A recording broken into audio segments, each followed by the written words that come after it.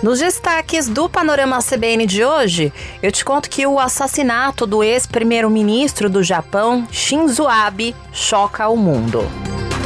Na economia do Brasil, a inflação oficial do nosso país voltou a acelerar. E a cantora Anitta vai passar por uma cirurgia após ser diagnosticada com endometriose. E aqui você vai saber por que é importante falar sobre essa doença. Panorama CBN.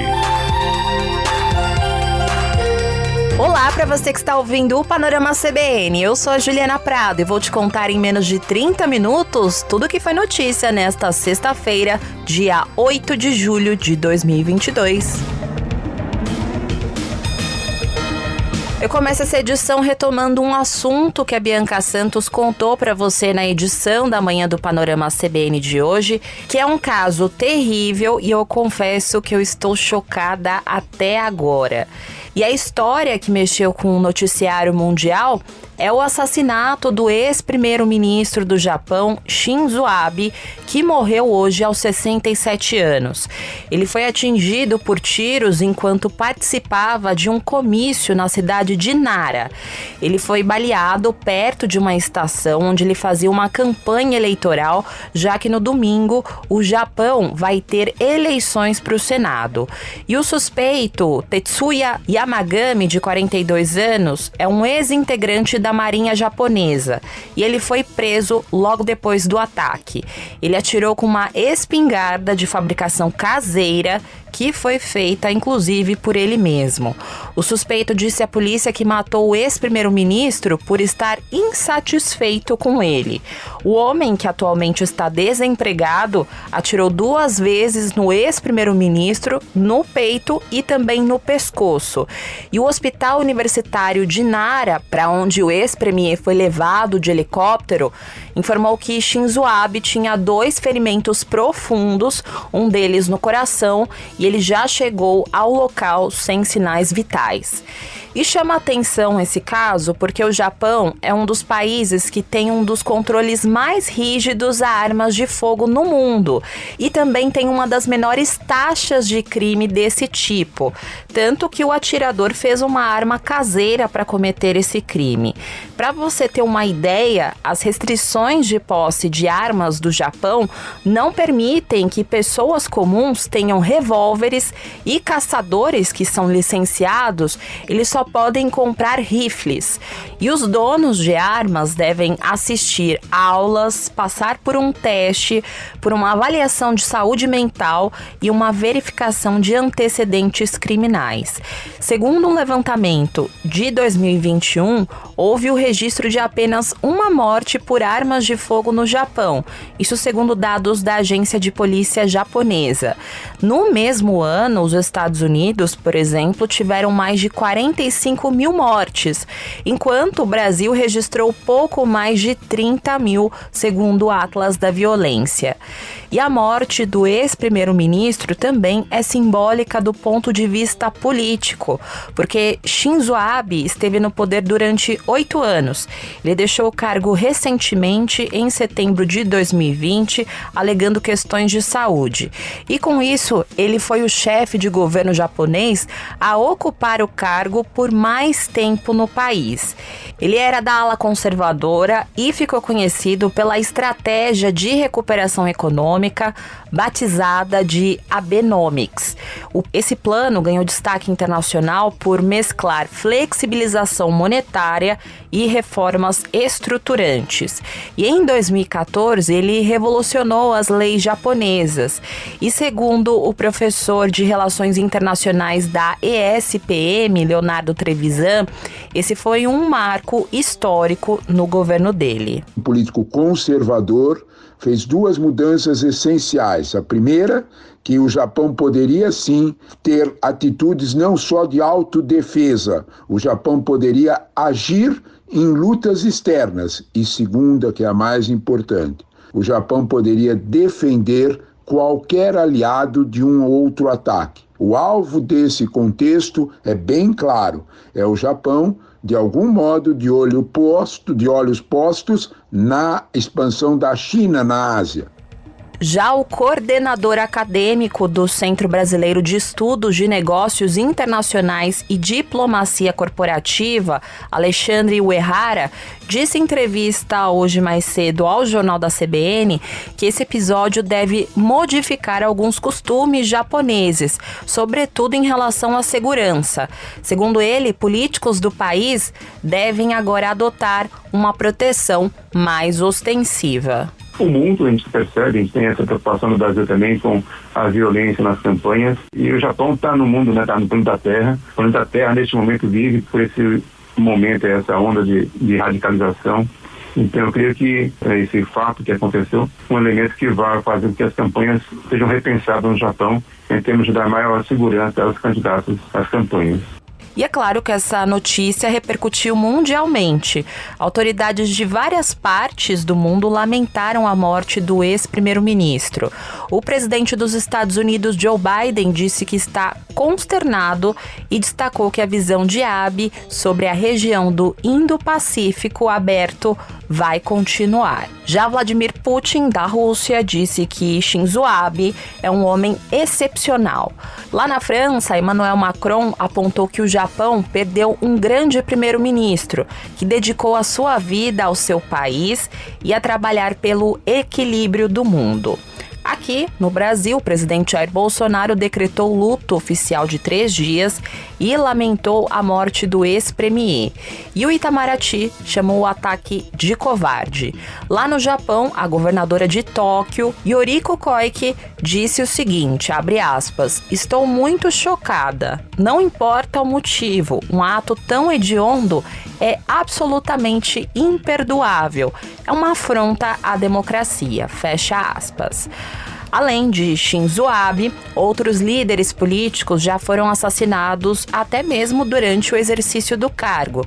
Somente nas Américas, para você ter uma noção, mais de 15 presidentes ou ditadores foram assassinados desde o século XIX. E eu vou destacar 2 casos aqui. Há mais ou menos um ano, o presidente do Haiti, Jovenel Moïse, foi baleado dentro da residência dele oficial. E um dos casos mais famosos de morte entre líderes políticos é de John Kennedy, que era presidente dos Estados Unidos. Ele foi alvejado por disparos enquanto ele fazia uma aparição pública em 22 de novembro de 1963. Esse caso do Japão, de alguma forma, faz uma conexão com algo que aconteceu ontem aqui no Brasil, que também é muito preocupante. A polícia do Rio identificou o homem que arremessou uma garrafa de plástico com um líquido dentro durante o ato do ex-presidente Lula na Cinelândia, no centro do Rio. Esse caso aconteceu na noite de ontem. E André Stefano Dimitrio Alves de Brito, de 55 anos, foi preso em flagrante e foi autuado pelo crime de explosão, segundo a Polícia Civil. Em caso de condenação, a pena prevista é de 3 a 6 anos de prisão, além de multa. E essa garrafa PET de 2 litros, com um explosivo dentro, foi arremessada por cima do tapume que cercava o perímetro do ato. E dentro da garrafa tinha um líquido marrom, que segundo militantes eram fezes. E esse objeto ele explodiu ao tocar o chão. Ninguém ficou ferido, mas houve um princípio de tumulto. E eu chamo a atenção que atentados e episódios de violência e intolerância política têm aumentado nos últimos dias à medida que se acentua a disputa eleitoral. Somente nessa semana foram registrados ataques no Rio de Janeiro, como eu contei para você agora há pouco. Teve também um ataque ao juiz federal de Brasília que mandou prender o ex-ministro da Educação Milton Ribeiro, e houve ainda o registro de um projétil que atingiu a janela da redação do jornal Folha de São Paulo. No mês passado, em Minas Gerais, também foi relatado um ataque semelhante ao do Rio, mas com o uso de drone para atirar fezes nos apoiadores que aguardavam um ato de Lula. E é claro que durante a programação da CBN falamos sobre esse assunto. O diretor do Movimento de Combate à Corrupção Eleitoral, Melilo Diniz, disse que a situação é grave e que é necessário atuar de forma urgente para punir os responsáveis que disseminam ódio contra a democracia e a liberdade de expressão. tenho dito que as eleições de 2022 serão as mais violentas. Não apenas no caráter simbólico, mas também nos ataques concretos como estes que nós temos assistido estupefactos. Esses atentados são atentados contra pessoas, contra a política, mas essencialmente contra a democracia. Não imagino que teremos qualquer perspectiva civilizatória se não combatermos punindo os responsáveis, mas transformando a cultura de uma sociedade. Esses atentados demonstram a que nível nós chegamos na política brasileira. O pré-candidato do PDT, Ciro Gomes, comentou hoje os recentes casos de violência e ele cobrou investigação. Ele diz que é bastante preocupante que atentados como estes ocorram em um espaço de poucas horas e a poucos dias do início oficial da campanha. Ele disse que as ações têm em seu DNA o sentimento de ódio que contamina a sociedade brasileira.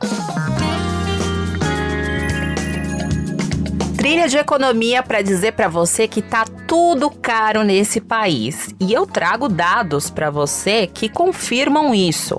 A inflação oficial do país voltou a acelerar e ficou em 0,67% em junho. Essa é a maior taxa para o mês desde 2018. E a alta foi puxada pela alimentação fora de casa e pelos planos de saúde. E com esse índice, a inflação do nosso país chegou a 11,89% no acumulado de 12 meses até junho. Esses dados que eu contei para você são do Índice Nacional de Preços ao Consumidor Amplo, que é o IPCA, que foi divulgado hoje pelo IBGE. E essa variação até veio abaixo das expectativas do mercado financeiro, que previa algo em torno de 0,70%. Mas, mesmo assim, o índice está puxado. Em maio, o IPCA tinha subido menos, 0,47%, e agora teve uma alta de 0,67%. E esse resultado mensal ele foi influenciado pelo aumento nos preços dos alimentos para consumo fora do domicílio, com destaque para a refeição e o lanche. Ainda no segmento alimentos e bebidas, o leite longa-vida apresentou uma alta de 0,72% e o feijão carioca de 9,74%.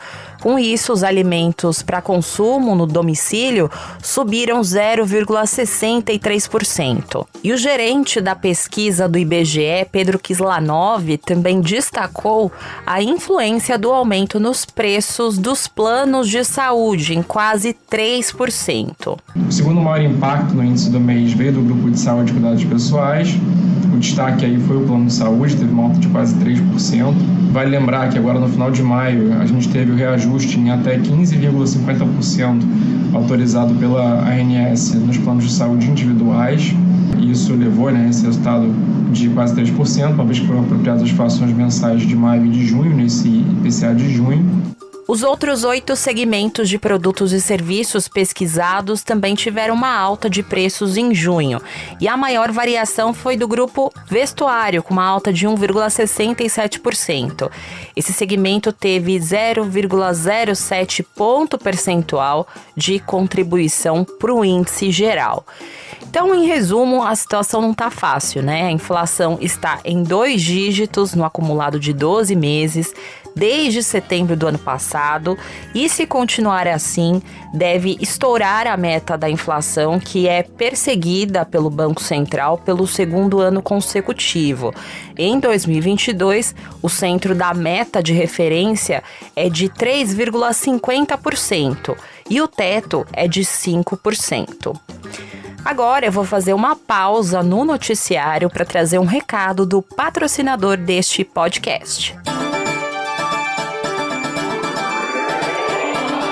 Além de preparar processos e pessoas, é preciso ser parte do ecossistema empreendedor nacional, incentivando e apoiando a inovação e a colaboração entre empresas tradicionais e startups.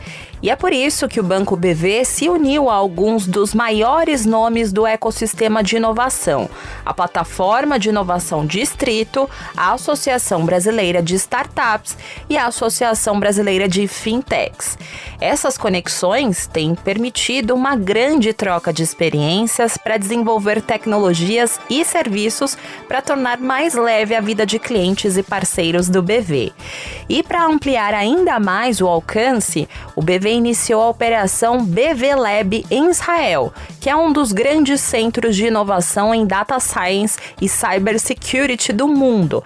Tudo isso para trazer soluções inovadoras com tecnologia de ponta para o dia a dia do cliente.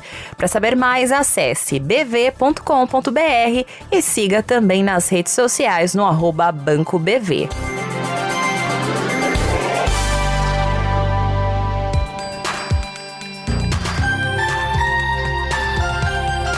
Voltando ao noticiário, eu trago atualizações para você sobre o assassinato do jornalista britânico Dom Phillips e do indigenista Bruno Pereira.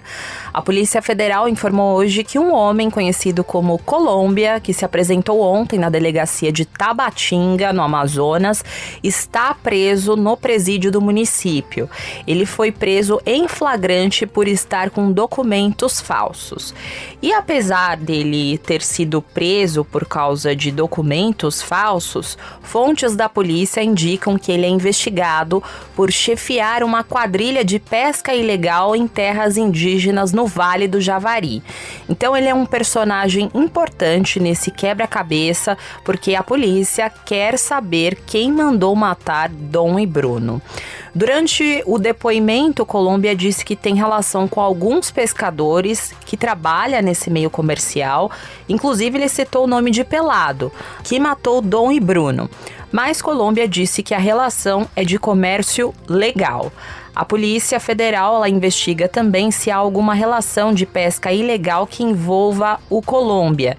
Ele nega qualquer participação e nega ser mandante do assassinato de Dom e Bruno. E apesar dele negar a participação nos assassinatos, uma das linhas de investigação da PF é de que Colômbia também seria um traficante de drogas que compra pescado ilegal de criminosos da região. E como a pena do crime de uso de documentos falsos é superior a 4 anos, Colômbia não pode ser solto por pagamento de fiança. E a Polícia Federal pretende pedir a prisão temporária dele para que possa aprofundar as investigações. Aproveitando que eu estou falando da região norte, a Amazônia registrou um recorde de desmatamento no primeiro semestre de 2022. Para você ter uma dimensão do problema, só no mês de junho foram desmatados mais de 1.100 quilômetros quadrados da floresta. Isso é o que mostra um levantamento feito pelo Instituto de Pesquisa Ambiental da Amazônia. De janeiro a junho, 3.988 quilômetros quadrados de floresta foram derrubados. Esse número ele é maior desde o início da série histórica, que começou em 2016. Além disso, é o terceiro recorde consecutivo. No ano passado, foram 3.605 quilômetros quadrados destruídos. Em 2020, foram 3.081. E sobre esse assunto, a diretora de Ciências do Instituto de Pesquisa Ambiental da Amazônia, a Anne Alencar, atribuiu esse aumento à impunidade, que acaba sendo um estímulo para o crime ambiental. E o estado do Pará é o que causa a maior preocupação às entidades ligadas à conservação da floresta, porque é onde há maior índice de desmatamento. No sudoeste do Pará, próximo a Novo Progresso, Castelo dos Sonhos, né? Ainda no Pará, a região da APA, São Félix do Xingu, que pega a região dos municípios de Altamira e São Félix. Uma outra região muito preocupante, onde o desmatamento está acontecendo de uma forma muito bruta, é a região do sul do Amazonas, ali, enfim, entre o norte de Rondônia e sul do Amazonas, uma região que inclusive está sendo ocupada por grileiros, né? Terras públicas foram as categorias com mais alertas de desmatamento nesse período, seguidas pelas propriedades rurais. E outra preocupação dos pesquisadores nesse momento é a temporada de seca que se aproxima, que propicia maior quantidade de queimadas, destruindo ainda mais a floresta amazônica. No mercado financeiro, a Bolsa de Valores de São Paulo fechou o dia de hoje em baixa de 0,42% aos 100.308 pontos. No mercado de câmbio, o dólar comercial também fechou o dia com uma baixa de 1,44% aos R$ 5,268. Já o euro também seguiu com uma queda de 1,30% aos R$ 5,363. Eu vou falar agora da cantora Anitta, porque ela usou as redes sociais para relatar que vai passar por uma cirurgia após ser diagnosticada com endometriose. A cantora não especificou a data, mas ela disse que o procedimento já está agendado e que ela não pode fazer muito esforço por um mês. E você deve estar se perguntando por que a Juliana trouxe esse assunto aqui no Panorama. Porque precisamos falar de endometriose. Essa é uma doença ginecológica que pode ser extremamente incapacitante para as mulheres, causa cólicas menstruais severas, dores abdominais fora do período menstrual, dores nas relações sexuais e sintomas intestinais e urinários. Além disso, também pode impedir que mulheres engravidem. E essa doença afeta 1 em cada 10 mulheres no Brasil, segundo dados do Ministério da Saúde. Explicando melhor para você bem resumidamente, a endometriose, ela se caracteriza pelo crescimento do tecido endometrial, fora da cavidade uterina. E não existe uma idade para aparecer isso. E tem vários relatos de mulheres que demoram anos para serem diagnosticadas com essa doença. E esse foi o caso da Anitta. Ela diz que depois de 9 anos sentindo dores, ela descobriu essa doença por meio de uma ressonância recentemente, após vários diagnósticos errados. Alguns médicos falavam que ela estava com uma bactéria, mas quando ela fazia os exames, nada aparecia. E nunca pediram uma ressonância para ela. Segundo a cantora, nenhum médico associou a cistite de repetição como um possível sintoma de endometriose. Então, por isso que ela resolveu fazer esse alerta importante nas redes sociais, para que as mulheres tenham cada vez mais acesso a essas informações. Pessoalmente, eu conheço várias mulheres que tiveram endometriose e só tiveram um diagnóstico também depois de muitos anos. Então, resumindo, procure o seu médico. O tratamento pode ser por meio de uma cirurgia, como no caso da Anitta, ou um tratamento clínico. Mas eu repito aqui, procure o seu médico e faça os exames anualmente. Vamos saber o que rolou essa semana lá em Sucupira? A verdade é que vai ser muito difícil ganhar a eleição se Lolo Gouveia for candidato. Ele está muito forte. Mas não se fala aí que vem um decreto? É a minha esperança. Nós vamos aumentar o Auxílio Brasil para R$ 600. Nós vamos aumentar também o valor do Vale Gás.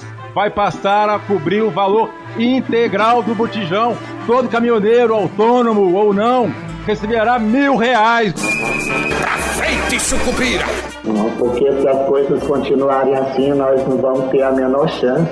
Que pessimismo é esse? Assim a gente vai acabar perdendo a prefeitura. De jeito nenhum. Então vamos ter que mudar as regras do jogo. Sabe que isso não é má ideia? Essa PEC transforma algo que é crime em legal. Essa PEC transforma a compra de votos em legalidade. A nossa vitória nas urnas. A vitória! O povo está com pressa, não pode esperar.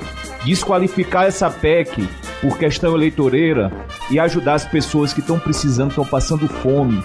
Atrasar, atrapalhar ainda mais é um desserviço ao país. Sucupira, como Vossa Excelência sabe, ainda não está preparada para enfrentar um cataclisma.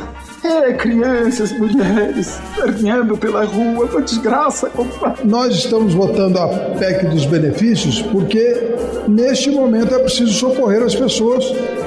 Não é uma PEC eleitoreira. O quê? Mas isso é ótimo, Excelência. Sucupira vai ficar eternamente grata, Vossa Excelência. Sim, muitíssimamente obrigado, Excelência. Obrigadíssimo. Saudações democráticas, Excelência. Muito bem, passa a ver, Excelência.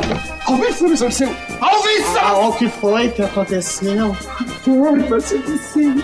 Sua Excelência acabou de assinar o decreto, São José. Que fica bonito aqui, fica todo mundo dizendo que tá defendendo o pobre, que vai ajudar o pobre, vai matar a fome do pobre. Vai matar até o final do ano.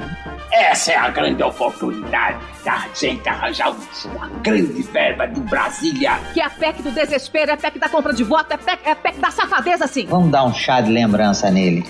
Pra trás mente era o ódio, a desunião, a desinimizade, a rancorosidade. O cara tem 3, 4, 5, 10 filhos e é problema do Estado, cara.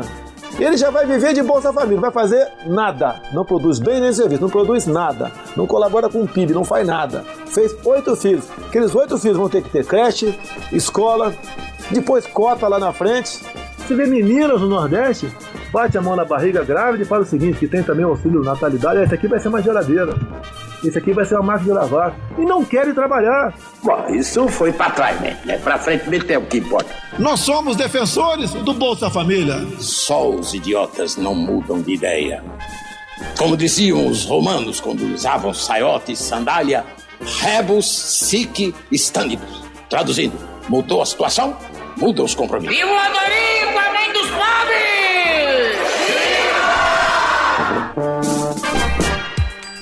As falas do bem-amado foram cedidas pelo acervo da TV Globo. O texto é de Dias Gomes e a interpretação é de Paulo Gracindo.